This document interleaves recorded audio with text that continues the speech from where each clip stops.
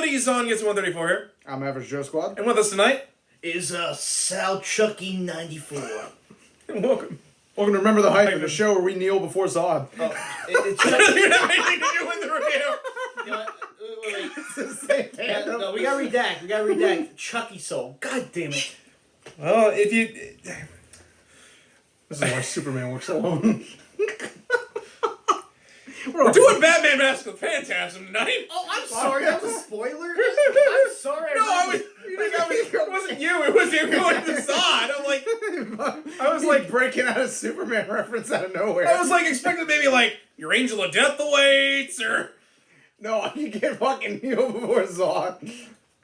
Oh, Meatloaf again. So...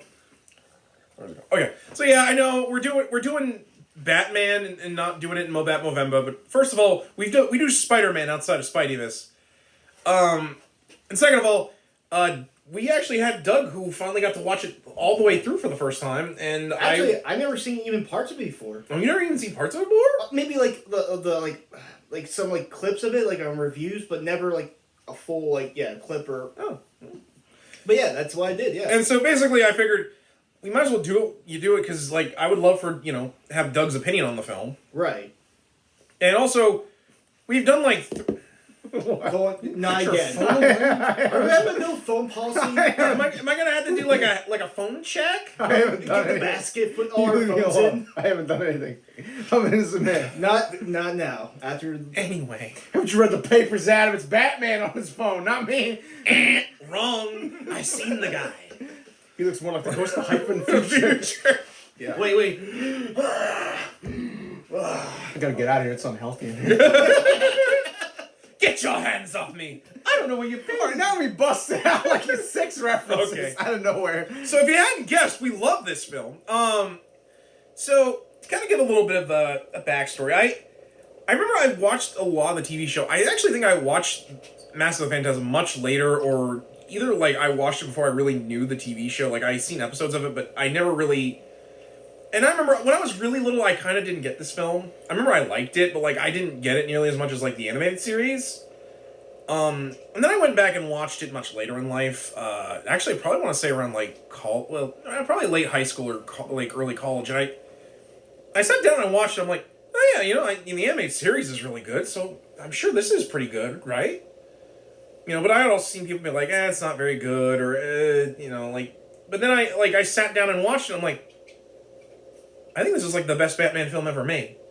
Because I've stated multiple times on this show that when we're talking about Batman films, I always say the best live action film is the Burton film. But for me, the best overall film is Batman Mask of the Phantasm. And I know you'll say Return of the Joker, but and to be fair, I love Return of the Joker. It's obviously Batman and Robin. he loves those bat nipples Bat nipples, badass. and the bad credit card. Never leave home without it. As you were saying. So anyway, but because I honestly believe that this is one of the best Batman films ever made. Especially because as we'll talk about more, I think this is one of the best ones that ever focused on Batman as a character. I feel like a lot of modern films, even the Burton film to an extent, they want to focus so much more on the villains because there's this thought process that Batman's villains are more interesting than Batman himself. And I don't technically agree with that for the most part. I think his villains are great, but I think what makes them so interesting is just how they play off of Batman. And I think this film really, really dedicates a lot of great, of doing more or less a great origin story for the animated Batman, as well as showing how to do an origin story without being actually an origin story. Because this film really does, the way it opens, you don't expect that you're going to get the origin for this Batman. You expect it to just be this film about this crazy killer that's killing, a bunch of Gotham's mafia. So when you get into the backstory, you really get something I don't think a lot of people expected. And I think that's one of the reasons why I love it so much is because it really hits just how human Batman is. Something I think even nowadays, especially we forget about Batman. it shows just how much Batman would like to stop being Batman if he could, I think, in some ways. I think he enjoys doing what he does to an extent, but, I think if he could, he would gladly give it up if he could be happy. I think that's why this movie hits so well for me. But what are your guys' opinions on? If you don't mind, I'll go for it because I have a little bit of history of this movie. Exactly, when I was little, growing up in the early 2000s, the Batman TAS wasn't on anymore. Yeah. Even rerun wise, I couldn't ever find it anywhere. The Batman show I really grew up was Beyond, obviously, but when I was a kid, I had Mask of the Phantasm and Sub-Zero on tape. Which I remember telling you about was weird because, my Phantasm tape, because I still have them, my Phantasm tape's in a slip sleeve, and Sub-Zero is a clamshell. Which is weird, because you usually think it's the other way around. Because I remember when you told me Phantasm was in a clamshell, I even remember being like, I've never fucking seen it. I've never seen it in a clamshell. I think the first time you saw it was when we were up at, I had no clue that was clamshell. I thought it was only slip sleeve. But I had those two films, and, kind of going off of what you were saying, I didn't really get it when I was younger. I liked it because it was Batman. Yeah. But, I actually remember as a kid, I enjoyed Sub-Zero a lot more. Yeah. And I probably because Sub-Zero plays out a lot like an episode. It's longer, but now it's kind of flip-flop. I still like Sub-Zero, obviously, but, it's not anywhere close to Phantasm. No. But, it's just a shame that we'll have to review, we need to review, the other animated films as we go, but, because, Sub-Zero, I think, gets a lot of flack just because it just feels like a longer episode. But I don't see a problem with that. Yeah. Actually, I have seen Sub-Zero as a kid, so... Yeah. I mean, we could definitely do an episode of that. I'll have to rewatch again, but I liked it. I thought it was a good film. Something I kind of was thinking about when you were talking about if Batman could give it up and be happy, he would. It kind of really reminds me of, how TAS really solved a lot of the problems in universe that DC had been having for a long time at that point, because right now I'm reading a book called Superman: The Unauthorized Biography by Glenn Weldon, who also wrote a fantastic Batman book. If you ever get a chance to pick it up. It's really good. I would have to, because you. I need to loan it to you at some point. You talked a lot about that Superman book. Yeah, because they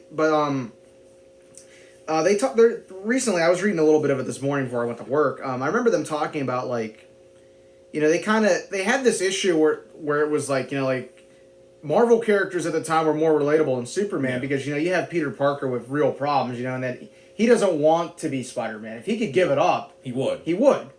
Whereas Superman was always kind of portrayed as the opposite. It seemed like. Yeah. And that book obviously makes it about Superman in general. I almost feel like it was a DC wide company issue at that point, was that they couldn't find a way to make it that it's we have these characters and they're like this. Would they be like that by choice? Yeah. If they had an option to be happy. Yeah. And I think you kind of get where I'm coming from with this. TAS Batman. This movie illustrates it perfectly. That he wants to stop being Batman.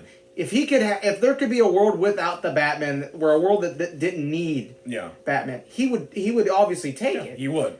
That world, however, is not the world he inhabits. As much as he wants to believe that it could be. Yeah, which that's one of the reasons why I thought one of the best episodes of that show is Dreams in Darkness, when Mad Hatter puts him in that reality where he's Bruce Wayne, and he's like, why couldn't you just stay there?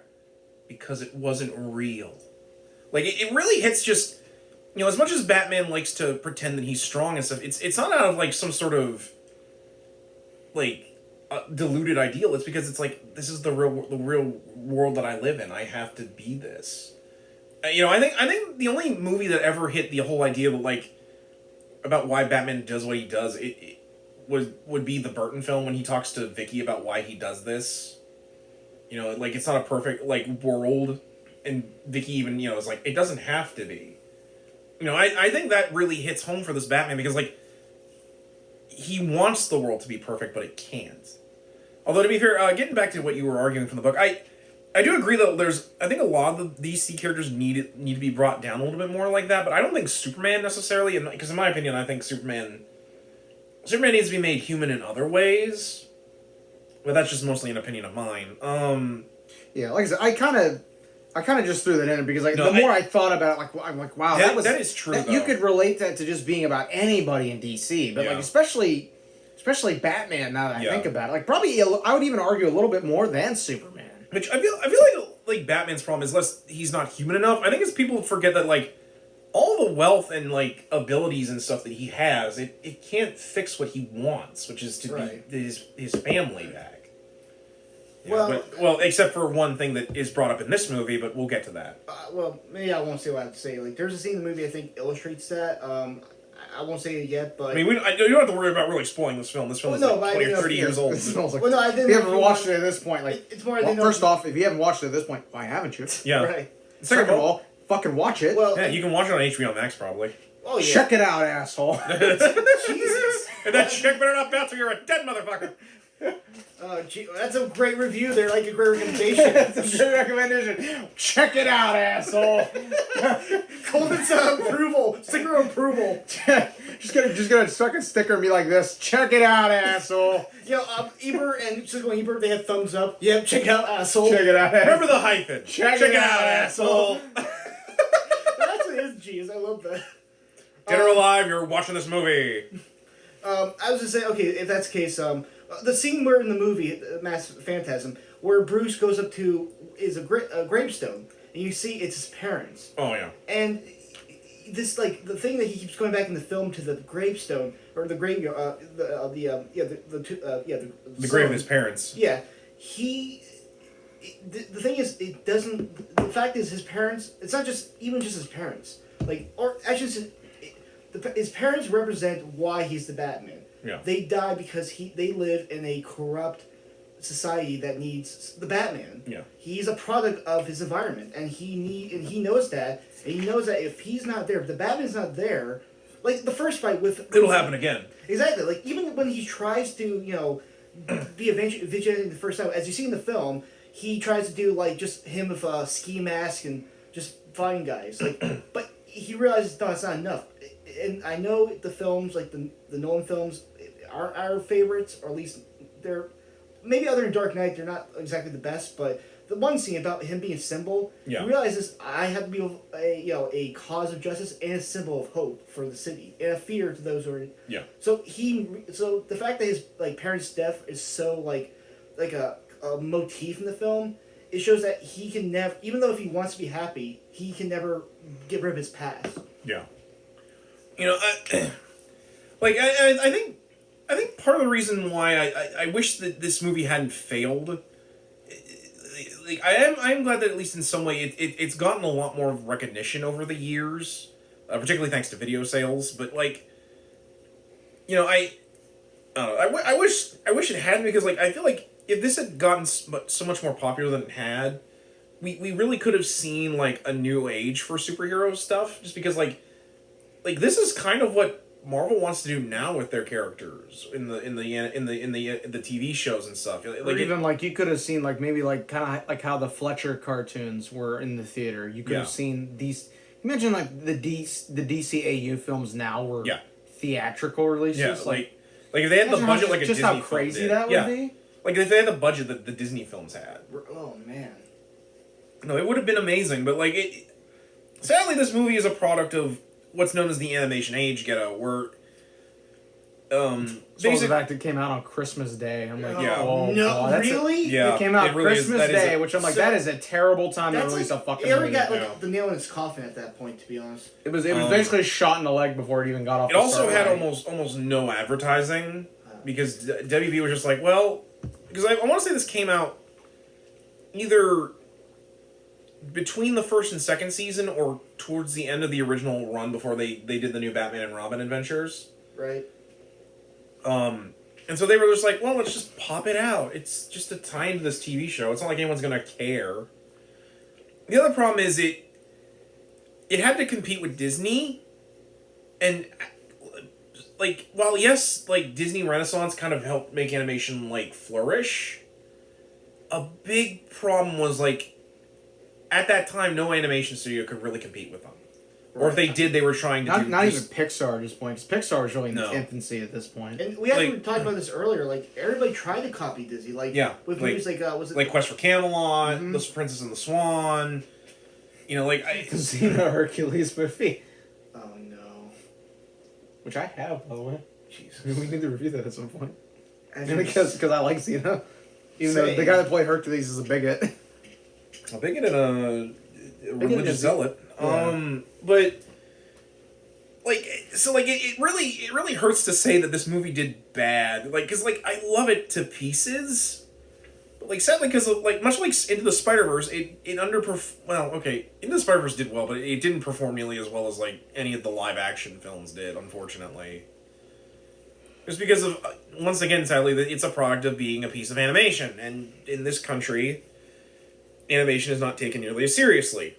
Which I have to mention because we actually watched this too. Oh yeah, we watched the Cisco and Ebert review. Because okay, I know that because originally the reason I want to check it out because Cisco, I thought they were gonna have terrible things because I thought Cisco didn't like Mark Hamill's voice for Joker, which we still disagree. Like I think Mark Hamill is fantastic in this film. Like he's to me like the quintessential Joker, really. Yeah. But even so, other than that, they actually loved it. Like both he and Ebert were like, "No, this is a great film," and not only just as a plot wise, the animation's great. It's very mature, but they even said this shows that animation can be a great medium, not just for kids. That's what Ebert said. So even they realized that. Which is hilarious because they were reviewing this film like years after it came out, but they were actually reviewing it in tandem with Batman Forever. Yeah. Which, granted, I know they did not like either of the Schumacher Bat films, which is a shame because I think Forever is actually a pretty decent film. Direct. Aren't you? No. But like, it's just kind of hilarious that he's like, yeah, no, this is way better than the current Batman film that's in theaters. I'm like, wow.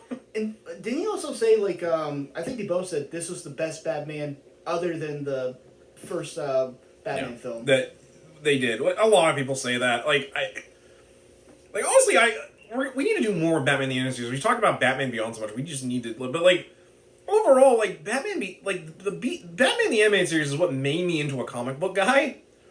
It's just so good. I want to review Super Friends. I'm not even kidding. I know you're not kidding. Come on, this is the. Because What about the here's no.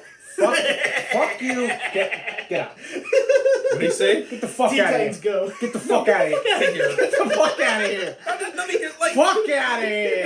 Oh my god, we're not ever gonna review that because No. You think you're fucking funny? Is that it? like a clown? Yeah. I'm sorry, the animation community on YouTube has driven that fucking show to the ground. Oh yeah. They kept complaining about guys, there's other things to talk about with the animation. Animation, You don't want to be another one of those guys? Oh no. This is worse. This is. It's not true, Adam, because now they're talking about restoring the Snyderverse. Yeah. Okay. So as you're saying, sorry. No, it's okay. No, kind of agreeing with you. TAS really made me into a comic guy. I love T. I can't even tell you how I got into Batman, honestly, because I was just so young when I got into it. It has to either be that I saw the show or I saw a comic. Yeah.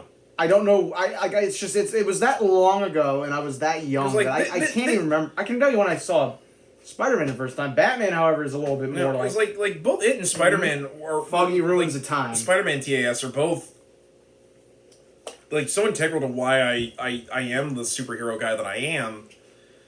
And I think as much as I love Spider-Man TAS, Batman TAS just. Oh no, Batman TAS is superior. I'm a huge Spidey guy. The only thing I think that comes close to Batman TAS is probably the X-Men TAS.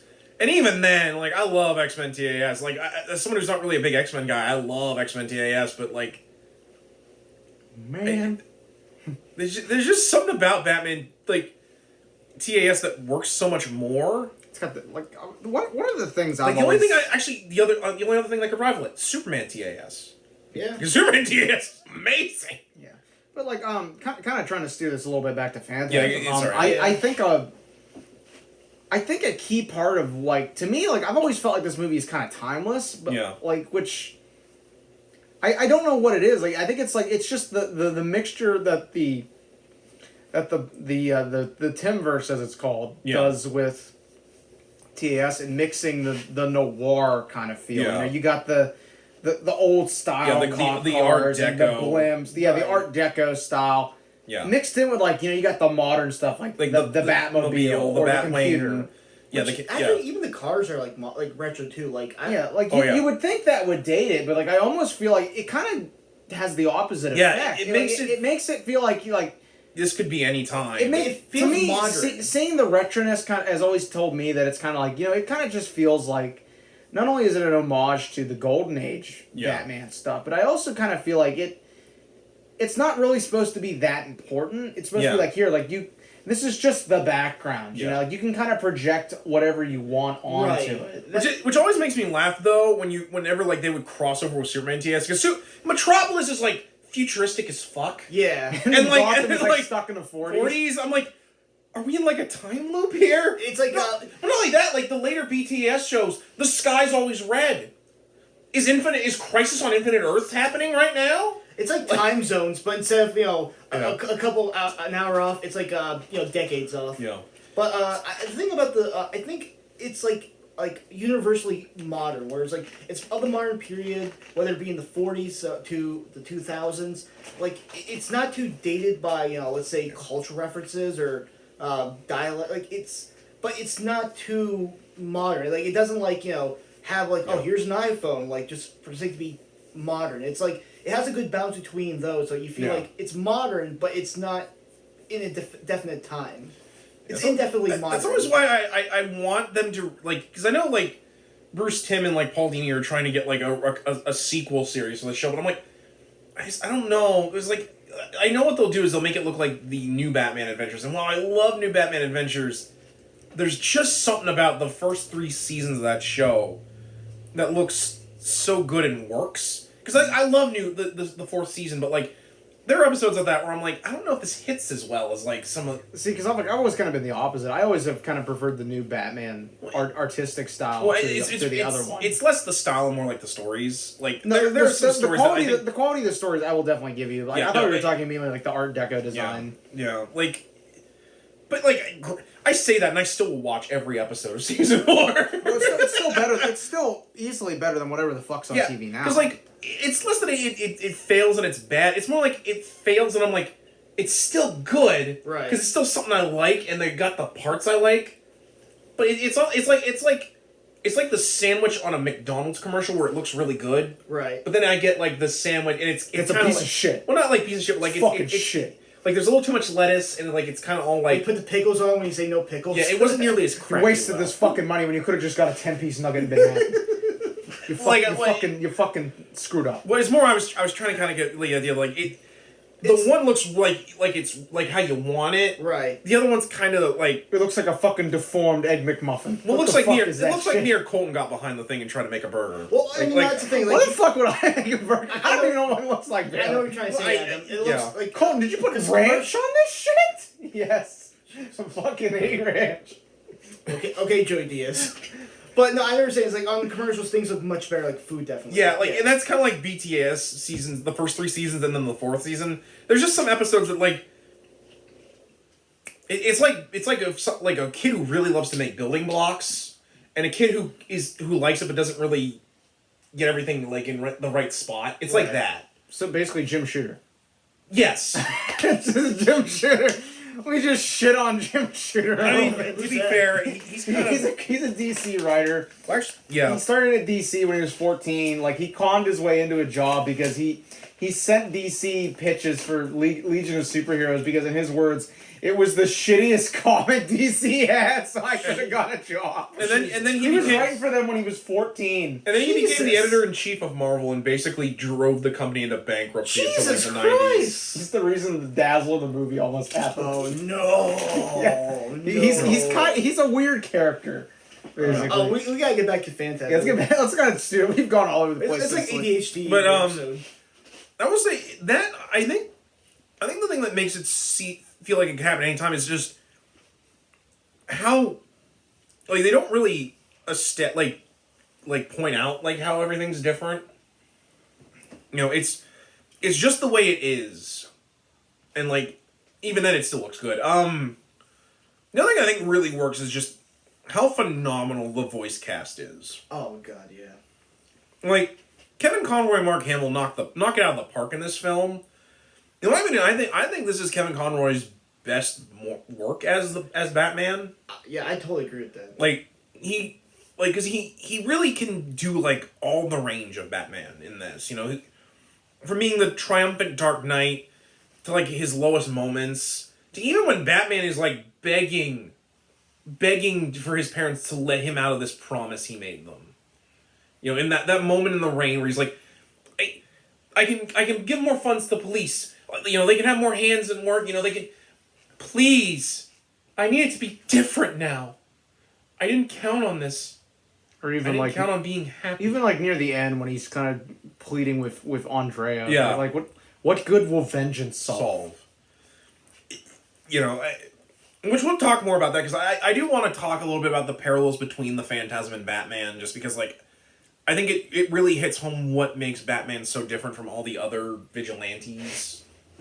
But like, and not only that, like, although admittedly, I think Mark Hamill's best performance with like you is Return of the Joker, but man, he is funny as shit in this movie. No, he really is. Like from the moment you find out that he's in the old abandoned world's fair, he doesn't stop. Yeah. Right. Like that scene where he has the camera and the explosives rigged up to Chucky Saul's dead body, or Sally the Weezer. Oh, what do you know? No. You're not Batman after all. Soon you won't matter because your face will be all over Gotham, to say nothing about your spleen and arms and head. My favorite is when he just fucking shows up Oh, at the council's office. That's right. Bring in the press. The commissioner and his wacky pal. What a photo op. then the scene where he's fighting Andrea and he's trying to reach, and you think he's reaching for the knife. Right. And Gets then he the grabs the fucking bologna. bologna and Yes. smacks her across the face. I'm like, and you almost wonder if Joker knew the knife was there, but then he felt the bologna. He's like, no, this will be funny.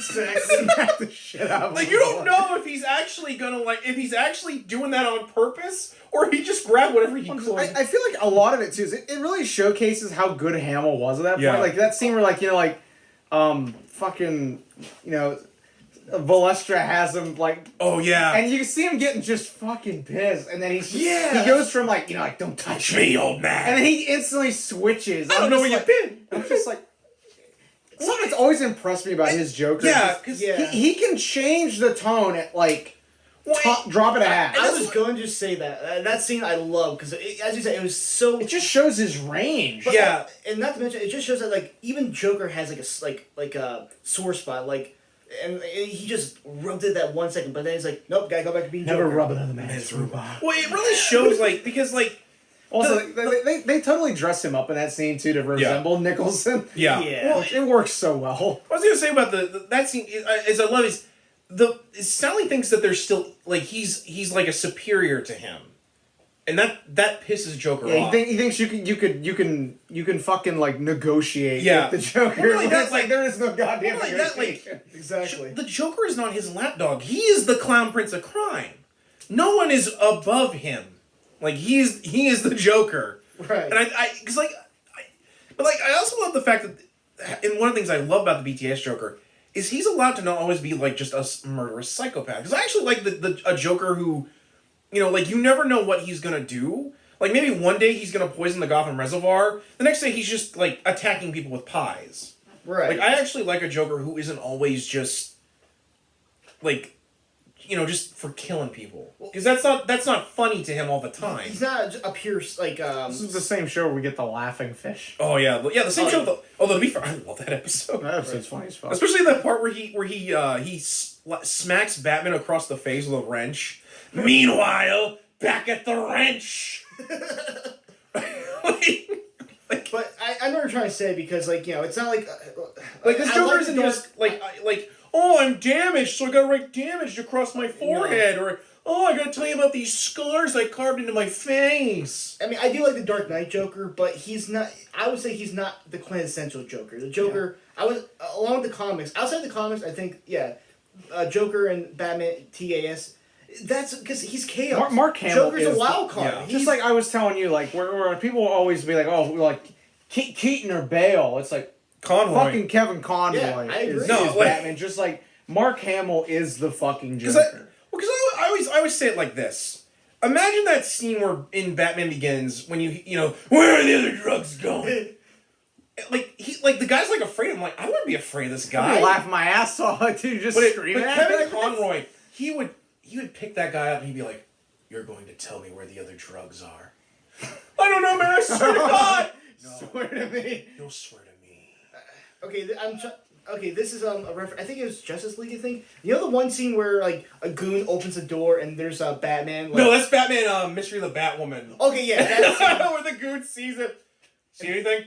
Nope. you know what? That's the thing. I'm like, That's like, I always loved that Hamill. There's a clip somewhere. I'll have to send it to you. Of, right. It was this guy's birthday at a convention, and Hamill was there, and the guy got the mic, and asked him like, I'm a big fan of your Joker performance, and I was wondering, how would you interpret the Heath Ledger lines, like his Joker? How would you? So he did the. You want to know how I got these scars line as TAS nice. Joker, and it scared the living shit out of me. My favorite part is And then he ends it by singing "Happy Birthday" to this guy. That would be the Joker. Happy birthday, you son of a bitch! Jesus Christ! My other favorite was someone talking about like, you know, what was your opinion on Ledger, and he looks at them and he's like, come on, I mean, why so serious? Like the way Hamill does them, it's like. It's fucking terrifying, honestly. But that's the thing about the Joker is that he's unpredictable. Yeah, You don't know. That's why he's such a good villain. I argue is he's fucking he's unpredictable. And also that's the insane. thing. It's a dichotomy too, where Bruce wants order, he wants peace and justice. Joker wants chaos. He wants. Yeah, Batman is calculated and like precise. He's a strategist. Joker's mass just no. wanting destruction on a grand scale. Exactly. Like that's one of the reasons. Reminding everybody that this is Joker territory. Well, my favorite part is always how, like, in every other show of the DCAU, every other superhero underestimates the Joker, except Batman. But vice versa, whenever the villains have Batman cornered, they always underestimate him because he doesn't have superpowers. Meanwhile, Joker being like, oh no, kill him now. No, like, one of my favorite episodes of Justice League Unlimited. He literally talks his way out of it. Yeah, He's It's hilarious. Is that the one with was it Cheetah? Cheetah's in it. Yeah. Gorilla Yeah. Grodd's in it. It's They all it's like just the Injustice League. He talks his way out Yeah, of it. It's He's the master of hilarious. shock no jutsu. Well, he flirts with Cheetah to try and get him loose first, Yeah. and then he sows distrust among all the group because he knows that they can't trust each other. He's a master psychologist. Well, no, but the best part is Lex is like, no, we're gonna keep him like that until we decide to get like something from the Justice League. Then we kill him. Joker's like, Are you fucking insane? listen to me, Lex. Don't wait. Out of anybody, Joker would know. Like, don't do this. Like no, even I'm like, I gotta agree with Joker. Like I want Batman to live, but If I was a villain, I kind of would agree with him. I mean, kill him now. I'm sorry, but it's sake of he should have followed the Dark Knight saying, "You got to kill the Batman." I would pay to see before we get back on top. I would pay to see Hamill do the "You want to see a magic trick" line. Oh my I would God! fucking pay. Oh, Because it would be that the was so funniest beautiful. thing. come here, Batman. Okay, Let me show you a magic trick. Okay, let's be honest. Then Batman just breaks the pencil. I've already seen that one. I've already seen this. So, I mean, let's be honest. I mean, this is mainly...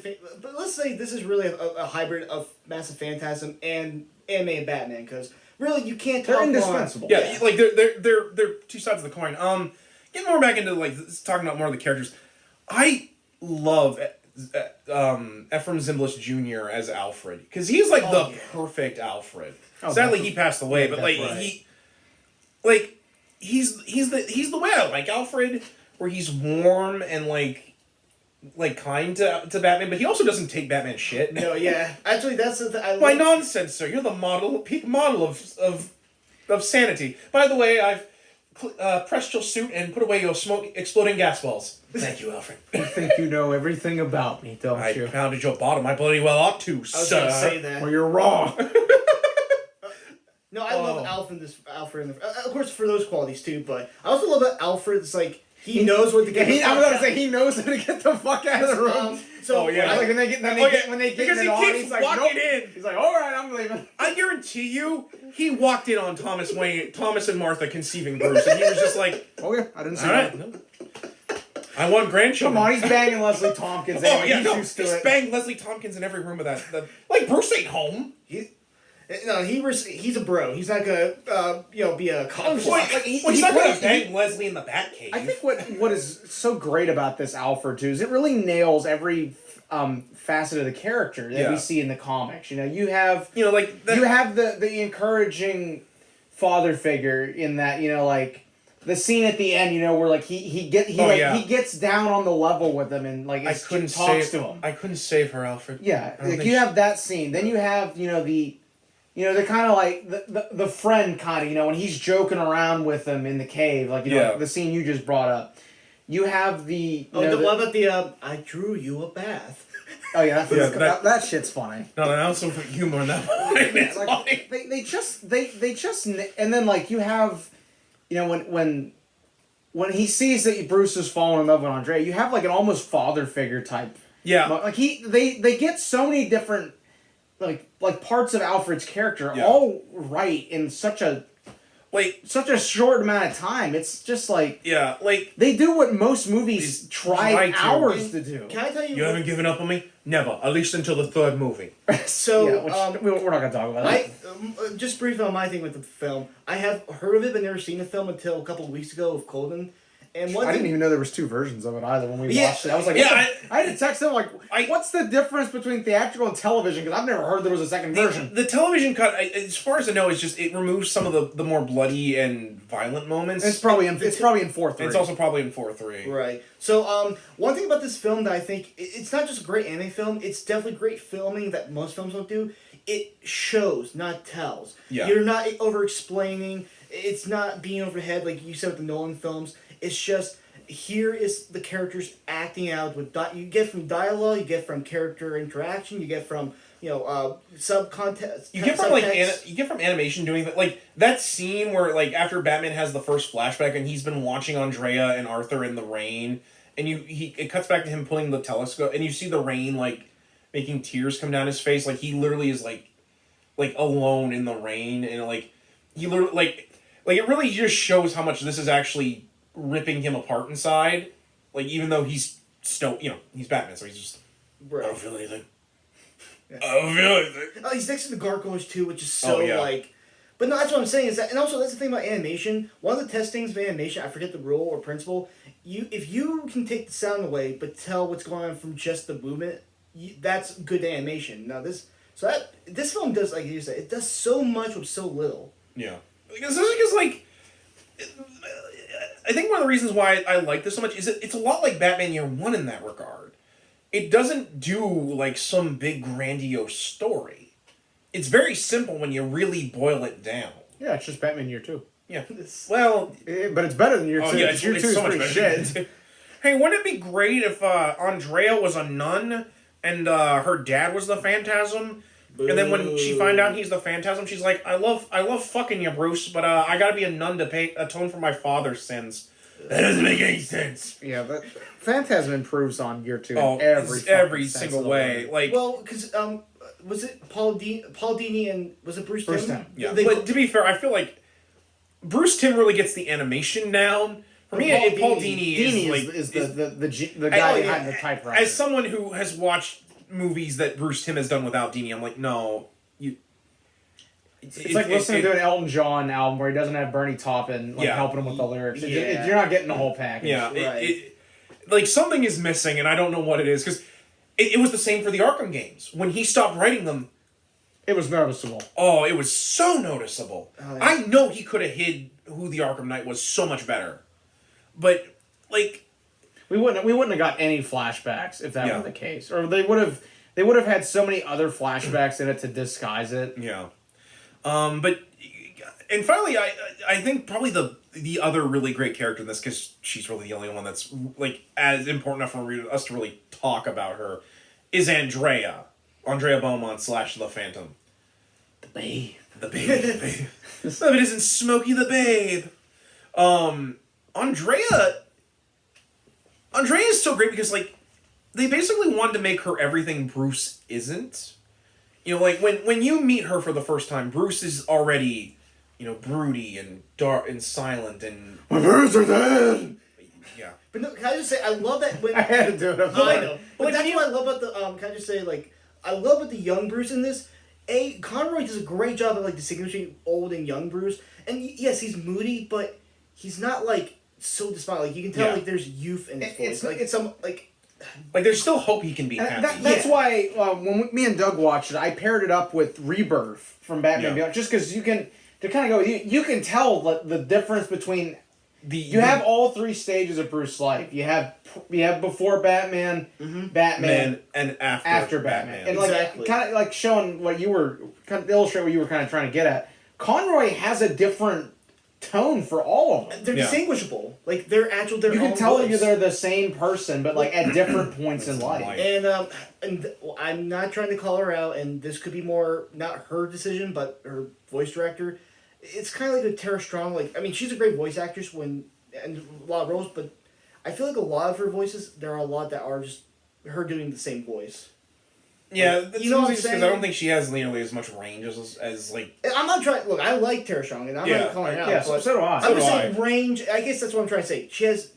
I think Conroy, he can show a lot of range. Yeah. Well, to be fair, I think that's a little unfair with Tara, just because like a lot of times when she's doing those voices, she's taking over someone else. Like she has to. You know what? That's true. When she's doing Harley Quinn, she has to try and be as close as she can to the original Harley. Yeah.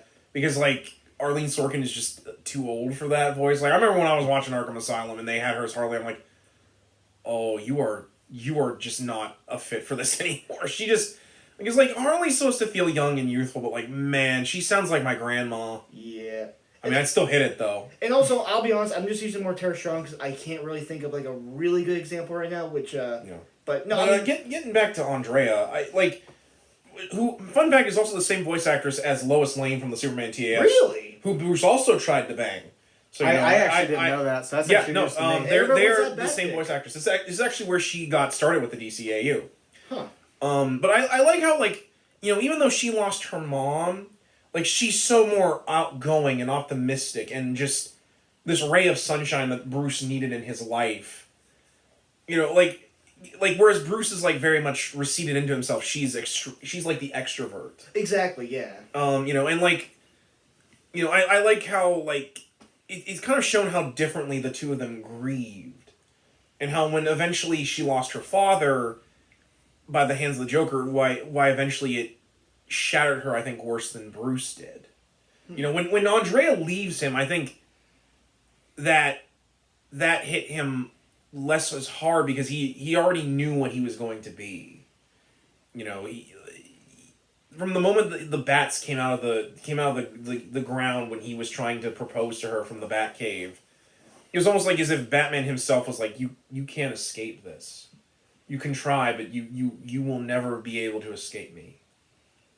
But like with Andrea, it very much was she lost everything and had nothing to pull herself back from. She didn't have Batman. She didn't have Alfred. She was truly alone, and that's why eventually she decided. Every one of them that was responsible for my father's death has to die.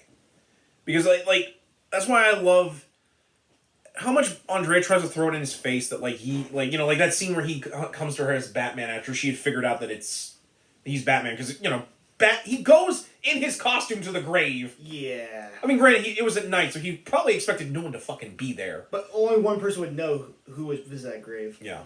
And then I love because clearly Andrea went there because she's trying to tell her mother I'm going to get revenge for father. Right. But like I love that scene where he's talking to her like, "Where's your father?" Because originally Bruce thinks it's the Phantasm, which is a great form of tricky because when she's in the mask, the Phantasm voices actor is the same as her father. Oh, really? Yeah. I mean, they were different. That's why Batman at first thinks it's her father. That makes that's brilliant. But I love it because he's trying to get to the bottom of it, and he's like, maybe you should stop being controlled by your father. And she goes, as far as I'm concerned, the only one controlled by their parents in here is you. Ooh. Which I'm always like, God damn. I mean, yeah, it hurts, but at the same time, I'm like, it's facts. I'm like, look at the tea kettle calling the kettle black, or the teapot calling the kettle black. Which, of course, that's shown when she's crying after that. Yeah. But like, I think it shows just like why Batman and her are so different, because for Batman it isn't really about vengeance, or at least not like the vengeance that like you think of, like it's not personal vengeance, like it's not personal vengeance or like killing someone, or I'm trying to think of Like, he doesn't want to be judge, jury, and executioner. He simply wants to prevent that from happening to someone else. It's not punitive. Like, he's not going out to punish, like, people who personally wrong me. Yeah, like, Andrea even honestly doesn't really care who she hurts to get to these people. Like, when she throws that car off the building, that could have killed so many more other innocent lives just because she wanted to get him dead. She could have killed those, like, other guys, like the minions who... I mean, of course they're gangsters, but... Yeah, but, like, at the same time, like she acts like this will be enough for her. I honestly doubt it will. Right. And, of course, later on, the TV series prove it wasn't. Particularly the epilogue of Batman Beyond and Justice League Unlimited, where it shows that she was hired by Checkmate to assassinate Terry's parents.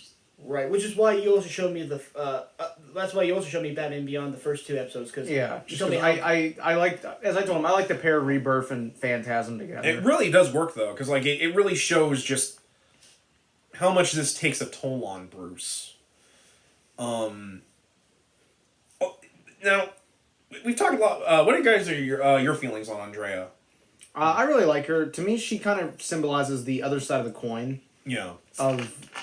Of Bruce, basically, whereas Bruce has obviously dedicated his life to vengeance, in a sense of like he's going to like take the fight to the crime and the criminal underbelly of Gotham. Yeah. As a whole to prevent what happened to him from happening to someone else.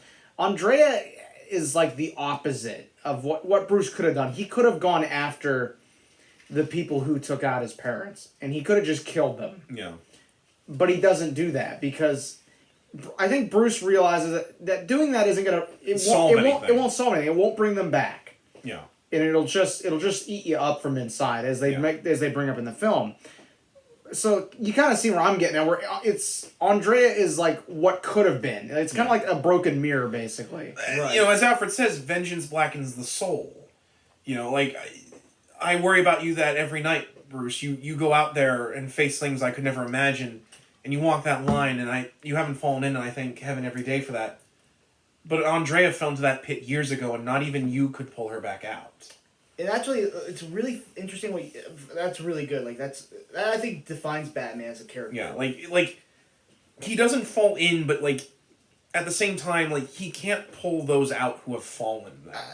I mean, I'm not. We don't have to dwell too. It's another anime film. I forget what it's called. It's the one where they fight the other versions, the evil version of them. Oh, Justice League Crisis on Two Earths. Yes, and it's when he and Owlman are fighting. Yeah. Because Owlman in the film is a nihilist who thinks nothing matters. But Batman, before he sends Owlman to the other universal bomb he's trying to use, Batman says, to paraphrase, "We both looked into the abyss. You blinked." Yeah.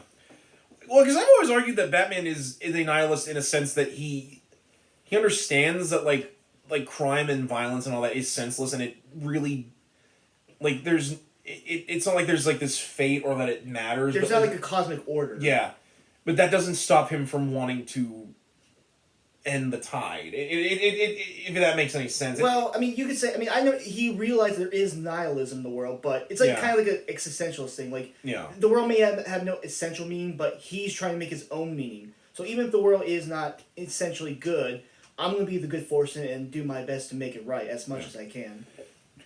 And I think this film, if I were to give any sort of theme, it's about how like the past can truly haunt us. Mm-hmm. Probably the thing that I think that this film really does really well to show just how much the past can be seen as such a nostalgic and warm way, but it's be haunted by like the tragedies of your youth. Is how the World's Fair is used in this film. Thank you. I was going to say that. Because, like, I love the scene where him and Andrea go to the World's Fair. Right. Which is hilarious, because I love he sees the fucking future car and he's like, "Oh, yeah. I hope it comes in black." Yeah. Like, but... First off, I love that you guys still do the Bale voice for him.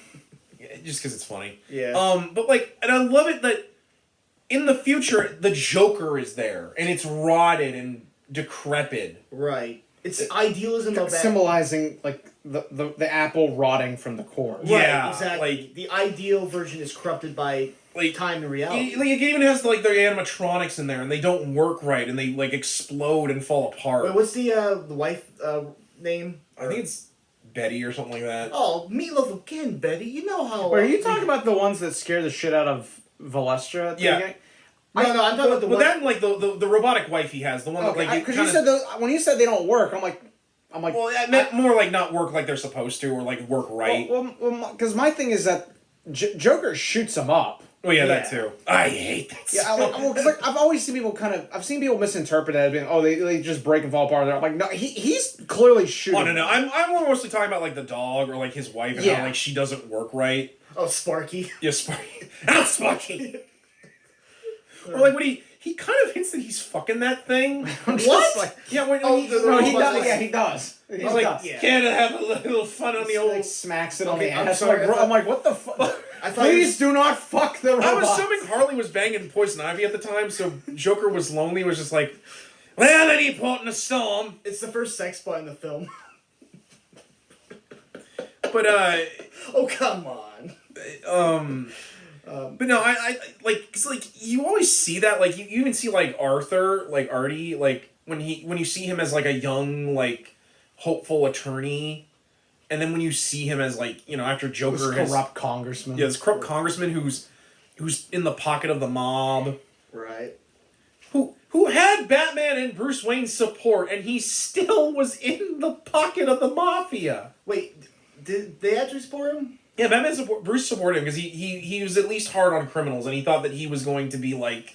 Okay, but then he turned on him when he thought it was going to get him some like publicity or something. Yeah, well, no, so I think Bruce is like, I'd rather have an anti-Batman attorney that like... That still gets the job done than have one that supports me and then turns out like they're corrupt or like Two-Face. Which, that's the whole thing about him. He's against the corruption. Yeah. I also really love the SWAT team chase in this. Yeah, that was great. I love that. The SWAT team chase in this is amazing, and it reminds me a lot of Year One. Except for the construction site. No, those are gas tanks. You jerk! If that movie had been rated R, you dipshit! Yeah, it really would It have. really would have been that I long. also love seeing how they show Harvey like during the Batman's first night on the job, and it shows back when he was a suit. He was a uniform. You cop. gotta go after him. The Batman does not kill. You can go after him. I'll have no part. Oh yeah, it's just like no. I have no fucking part in it. No. I'm washing my hands. Me and Batman are bros. We ride, we die. I'm out. I'm out. Actually, it's kind of sad he disappears after that because I would have loved like if there's a scene where like Bruce comes to Gordon at like his home and he's just Or like fucking like Bullock gets back and Gordon's just like, so I couldn't help but notice your escapades on television. Let me guess, he got away. But then I love Batman being clever there. It's not gadgets that get him out of that. He puts his cowl over the saw saddle. Yeah. The seesaw or whatever. Yeah, like that was... I've seen so many Oh, the names. zip line? Or... I've seen so many different names for that fucking thing. I remember some reviewer said it was a saw saddle, but I can't remember exactly. But Right. the thing they use to chop wood. Yeah, oh yeah, I never talked about that, yeah. Or like hammer Or shit. saw shit. We're not construction workers. I've only took 1 year of wood shop. Same. Actually, I've worked with those, and I still don't remember their name. If I were to say there's only one thing I have a complaint about this movie, is how the hell he didn't know Joker was the mafia guy, and it took him writing the smile on the face. I'll give you that. That's probably my only complaint. I'm like, come on, Batman. How do you keep a secret from the world's greatest detective? No, clown. Yeah, I wasn't even on your set at that point. I was too busy banging Andrea. That and the other thing was they don't even try to explain how Andrea is able to do half the shit she does in this. Oh, the like thing, outrunning the bat plane or like when Bronski throws the thing, Yeah. and she's just like, it just keeps going. Yeah, He's like, what the? They did, like, he does, like, oh, this is the same chemical, some sort of, like, it was some sort of polymer, but like I assume it's like it's like a hallucinogen. I would assume maybe? it's a hallucinogen, But they don't explain it that clearly. or maybe it's some sort of Well, because that would explain to if it's a let's dissect this a little bit. Yeah. If it was a hallucinogen, that actually makes a lot of sense because how scared shitless all of them are. Yeah. I mean, the costume would obviously scare you shit, but these are like mob guys. Yeah, like they're not that terrified of Batman all the time. Yeah, It's like he in the opening when like Chucky Soul is like laundering money. They're all like, "It's the bat!"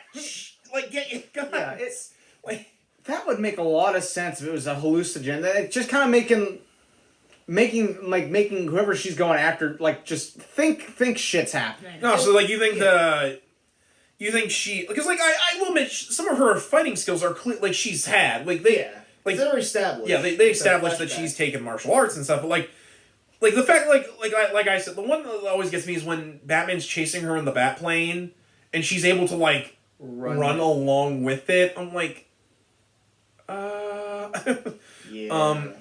Like otherwise, I can agree. I could agree it's probably a hallucinogen of some sort. So maybe Batman's just shit. Oh, Alfred, I'm drunk. Alfred, you're gonna have to fly this plane back. Batman. All right, Master Bruce. Also, I was just thinking about this. How much you want to bet? Like after that night at the construction site, Gordon's like Bullock comes in. What do you mean you released the Batwing from the impound yard? I just signed a couple papers on my desk. I thought you knew. Like, Gordon just bullshitted it. He bullshitted it out of there. Yeah, no. Gordon's like, no, Harvey, what are we gonna do with it? That impound lot's for cars. There's no way they impound that shit very long. Like, we tried opening it and it electrocuted a guy. Like, he lived, but like, now he glows in the dark. After I assume, Batman obviously gets cleared. It's just like, Gordon's like, we don't really have a reason to hold on to this. No. There's no real reason. It's not evidence. No, then I could always assume Alfred, like, just remote control it or something. Right.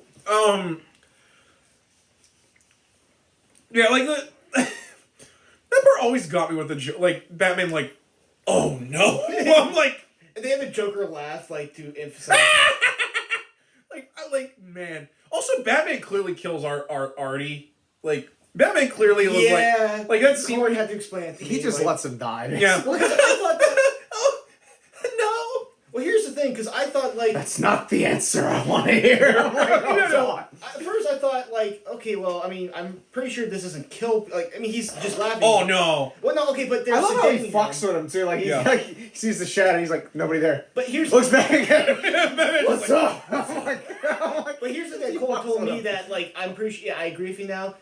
So Batman actually has, like, the antidote for that, right, on him? Yeah, they you see him making it in one of the scenes in Return of the Joker. Yeah, and in Laughing Fish, he has Joker antitoxin. So he basically had it, but he's like, nah, fuck you. That's really what it is, honestly. Because, I'm sorry, I've watched that show. There are times where clearly no one survives that. Like especially in, like, season 4, where, like, they're like, no, they're just sleeping. I'm like, no, they're dead. Yeah, they're dead. Like, you've actually given them a fate. They even say in the doc that they came up with that because we couldn't show people dying on the show. Yeah. And even then they're like, coming up with that, we kind of, like, you couldn't show Joker just shooting somebody. Yeah.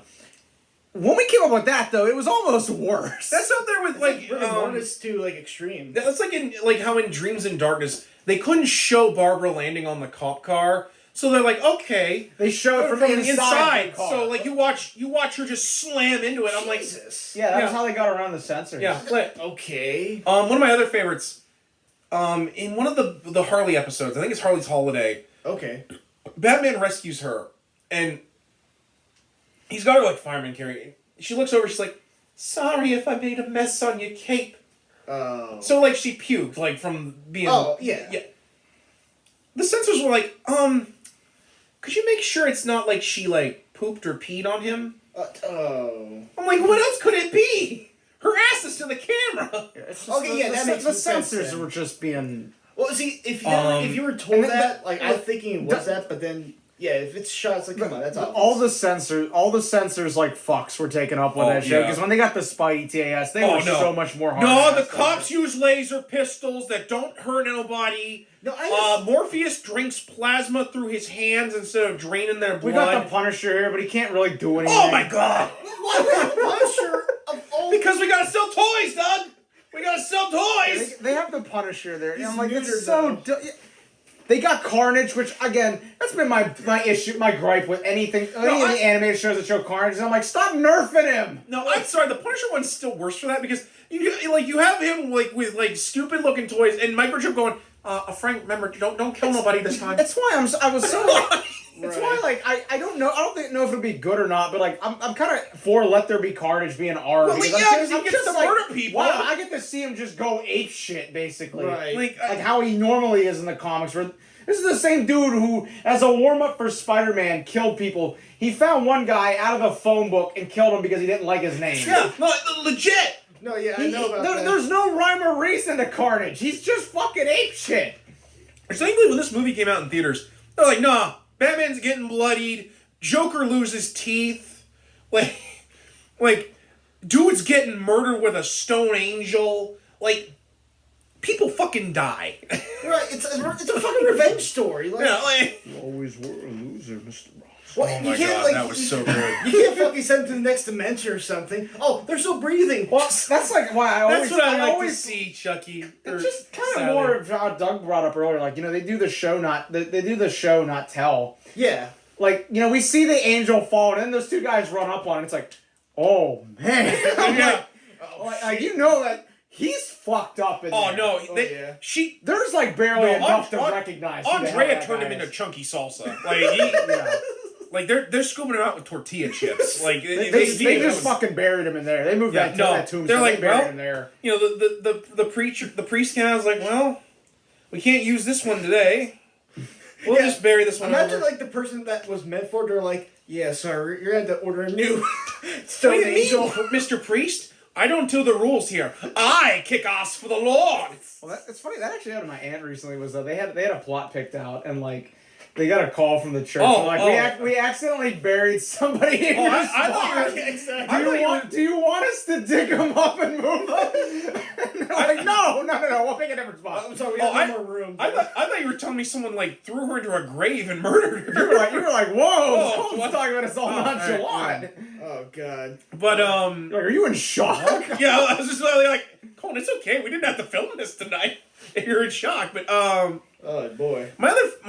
just because we've been talking for like an hour, so I just want to kind of talk about some other notable scenes. I love the ending where like everything's exploding and blowing up. Yeah. And it shows Joker, and all he decides to do is just laugh. Mm-hmm. Like, he's gonna die. He's like, you know what? What the hell? I'm gonna laugh. Like, everything's falling apart, but I might as well go down laughing. Okay, You just don't know when to give up, dude. Can I just say, like, I mean, I do like that speech in The Dark Knight, like, some men like to watch the world burn. I think that scene in the Phantasm, him laughing as he's about to be, killed and everything's on fire, like his plans were, but he's laughing, I think that showcases that mentality more than that speech. Left without a punchline. Uh-oh. Well, then I think he knows that, like, Andrea and Batman have some sort of connection. Because I know he doesn't put together it's Bruce, but, like when she says goodbye, my love, I think he also is like, oh, man! I get to die and ruin Bats' day at the same time? Oh. Well, it works out! He would die. Oh, what the heck? I'll laugh anyway. Well, it's like that scene at the end of Batman Under the Hood. Oh, you mad sharpshooter! Even when you win, you lose. That's the thing. I think the Joker would gladly die if it means. Oh no! If it means Batman's upset about it, he would I mean, Arkham City. You know what's funny? Even after everything you've done, I would have saved you. You know that actually is Kind of funny. And then we get that creepy fucking phone call. Oh my god! Oh my god! That thing is creepy. Oh, yeah. We might have you ever heard this? What? Over the credits of Arkham City, Okay. there's a clip of Joker singing "Only You" while he's while he's sick and shit, and it's Hamill singing it, and it is the creepiest fucking thing. Yeah, because it feels like so weird because it basically is just like Joker, like you're the only thing that gets me out of bed in the morning. It's after Joker's dead in that game too, so it's almost like implied like it was a message, like Bats is going through his phone. Well, because at that point, Joker had given him a cell phone because he wanted Batman to find the cure, so he's constantly calling Batman, and Batman's just putting him on the voicemail. Right. Like, I'm not dealing with you. I'm not dealing. I already have enough toxic villains in my past. Yeah. But it just, I really love it because it just really solidifies how much Joker's like, a win is a win. That and still probably the best scene is when he first suits the showing of the first suiting up into the Batman costume. Yes. Where he, especially because the Batcave isn't finished, it's like a table. Yeah. And You which see him, which is a reference to the 1943 serial. yeah, Oh, which- really? Which Because again, that's how the Batcave looks in that. It's just a desk. yeah, Oh. like you see him putting on the cape and the belt, and I love it because he puts the gloves on and then he holds his hand out to Alfred, who's afraid of what's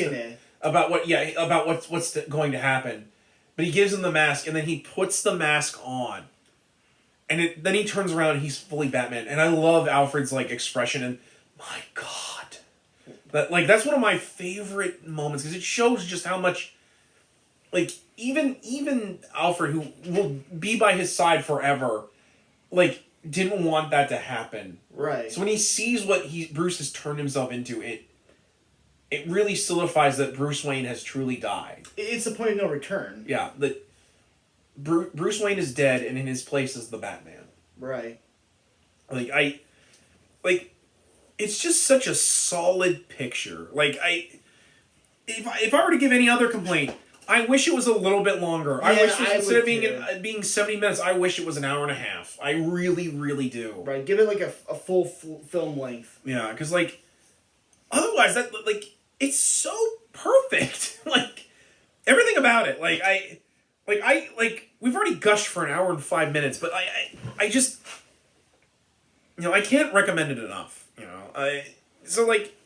In closing, go see it. Go see it, assholes. I can't believe you all Check it out, assholes. I can't believe you all wasted an hour of us talking about it. Go see it. What? No, keep watching. I mean, yeah, see it, but watch us too. We'll wrap it up. I don't care.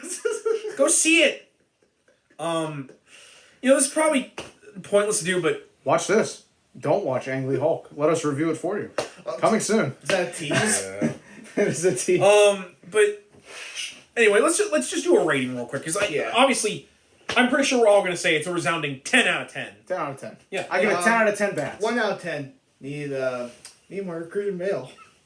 He should have done the voice. And lock the door. Actually, you know what? I want Predator room music actually starts. I want the Snyder cut where the Joker's a Christ figure. I want that. I think that would make. All right, I'm gonna take it out. Let him out. Lock the door to the garage. Get the Claymore Roomba and start playing Welcome to the Jungle. Claymore Roomba. Okay, this is gonna be my last viewing here. So save this for evidence. But anyway, guys, seriously though, 10 out of 10. Yeah, I loved it. It was a great film. I don't know what else to add or even close on. If you really want to see why the animated series was so great, I mean, granted, I would tell you to watch the the show, but if you really want something that I think perfectly encapsulates and packages the show to its best parts, you have to watch Batman: Mask of the Phantasm. Can I just add, I also think another thing about this film, don't think you have to go thinking I have to watch the series first. You don't need to watch the series. If you already know the Batman story, you can go in and watch it. It is a great not just a great Batman or comic film. It's a great film. You don't need to be a comic book fan or a Batman fan to enjoy this film. I mean, I like Batman, but I'm not a comic book guy. But even if I wasn't, I think it works so well. Sissel and Ebert, they weren't comic guys or Batman guys. They still love the film. So I think that's how powerful, great this film is. It's not just because it's Batman or just because it's the comic. So those are, of course, essential, but anybody can enjoy it. Yeah. Honestly, I would actually recommend watching this first, then watching the TV show, since you get the origin for Batman in this. But yeah, guys, I think we're gonna just I think Colin, did you? I give it a rating. 10 out of 10. No, I meant any other last words. Your angel of death waits. Of course. Oh, now he does it. Not at the beginning when it would have been perfect, but all right. Anyway, guys. Yeah, no, I really enjoyed this film. Thank you, Colin, for showing me it. I want you. I keep joking with Adam. I'm gonna build because I found a thing online of how somebody built the mask. Oh god, Yeah. no! I want to come to work as that And you for have a Halloween. smoke machine on you. Yeah, I was to get the smoke machine. Jesus Christ. Yeah, because that's not a fire hazard. I won't even whip it out until the end of the shift. Adam's trying to get in his car. I'll send you in the meat room. So all of a sudden the lights in the prep room come out. I just come in with the smoke generator. Actually, no. Here's a better idea. The FDD truck comes out. And you're trying to scare. Who's gonna unload? Your angel of death. He just takes it out no FDD tonight. Meanwhile, you're on one of them segways, just wheeling yourself out with the fog. That's the Well, Meanwhile, I'm just standing there like, you'd be more intimidating if you got off the Segway. well, here's the thing. At least with that, he will get out of it. If it's the Green Goblin from Spider-Man, Out am I? he would never get out of that. He would become that old 24/7. No, he would be. Adam would come over and I have the mask on the chair and I'm like, I can't. Do you need a moment alone? Adam's like, I'm not doing this shit. We two need a moment alone, Okay, let's wrap this up for our dear Granting friends. you what you've always wanted for the show, Adam. Power behind your wildest dreams. It's only the beginning. Okay. No, I'm not like you. Anyway, guys, I'm Average Joe Squad. I'm Sargetsu 134. And I'm Angry Apologist 94. And as always, We ask you. remember Right, that. Hyphen. And take care. Take care.